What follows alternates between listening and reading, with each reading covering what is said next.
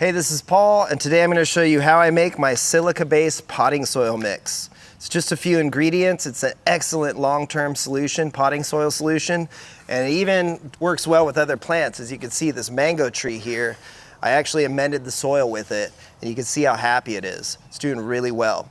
I also use it in succulents and cacti and many other things. So, first ingredient that I like to use is perlite. I like the chunky stuff, but right now I found a lot of perlite number 3, and it's smaller size, but I got it for a good price. And I end up using about 5 gallons worth in this mix. So I've done this so many times, I just kind of estimate, but I'd say 4 to 5 gallons worth of pumice or perlite is my first ingredient. And then my second ingredient is gonna be pumice. So perlite and pumice.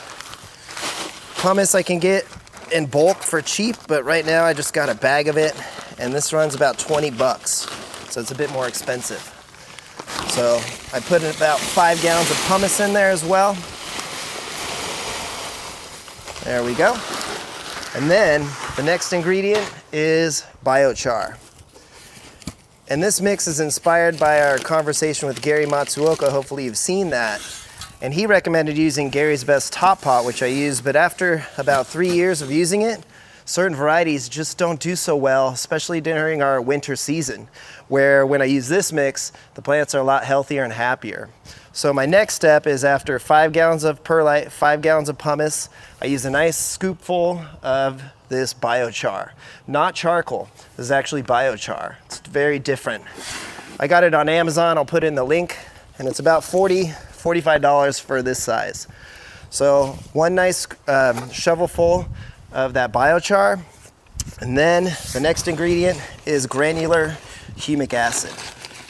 And I use about the same amount as the biochar, nice shovel scoopful. And the key is, before I add the last ingredient, which is sand, the key is you want to mix all this up right now before adding the sand. So just give it a really good mix. It's going to take a few minutes. You don't want to breathe the dust that's coming from it, by the way. And just get it really, really, really well mixed.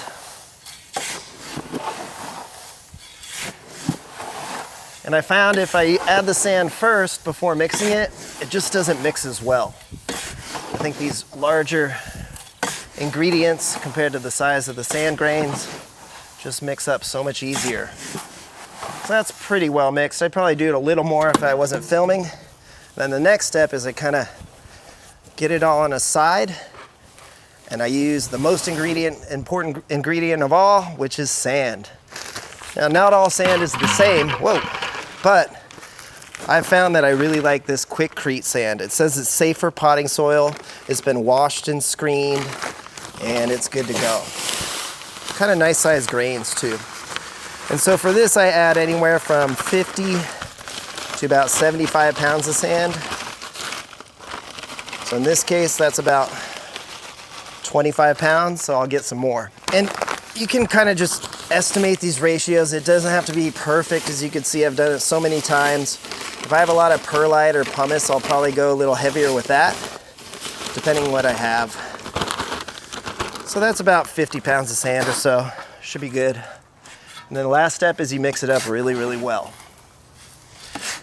And when you're done mixing it, it's gonna look just like this. I made this yesterday. And if you look closely, you can see everything. You can see the biochar, the humic acid, and again, this is a silica-based potting soil. So let me show you some of the results of using this. I'm actually changing out my entire collection slowly with this growing media. So I've talked about using it on other plants and in the soil. And as you can see here, I had some really unhealthy Dom Burnett seedlings. So I actually took fresh cuttings and started fresh because I noticed over time the Dom Burnett seedlings like Cotton Candy or Connie G over here or Queen Daenerys, they just really struggled in peat moss, especially after they fruited. So you can see I started fresh here. I planted these about a month ago, and you can just see the explosive new growth. They're really happy, really healthy. I did also spray the Norwegian sea kelp, as you can see. but look at the color of these plants. And look at the new growth during the December season here. And you can see it's just repeated process here. All of these have just been redone in the silica-based potting soil, and I couldn't be happier. I mean, the health of this plant, I literally planted this about 3 weeks ago. And I'm slowly, like I said, changing them out. And as soon as I repot them, you can see this is what I typically do. I'll cover them with burlap, I'll wrap them in burlap and leave them like that for about a month. And just again, look at the health of these plants in the silica-based potting soil. I believe in it so much that I'm literally switching out my entire collection with this potting soil, getting rid of Gary's Best Top Pot and doing this now. And the thing I noticed about Gary's is after about 3 years, when I pull it out, I get an interesting smell. It smells kind of sour, and I think it's related to the peat moss, and it just kind of degrades or changes over time, probably gets a little acidic, but not here. Look at the health. So again, silica-based potting soil has just been the biggest change here in our collection. I mean, coming down here, this one I planted in September, and it's Super Shenron and Guatemalan Pink, and we actually got over a pound size fruit off of this plant.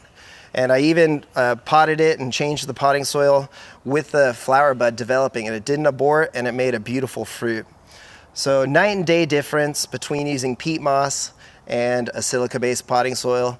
So hopefully you'll give it a shot, because I'm really happy with the results and I believe in it so much, I'm gonna switch everything out. So there you go, that's how we make our silica-based potting soil. Great long-term potting solution. Give us a like and a subscribe. Thanks for watching.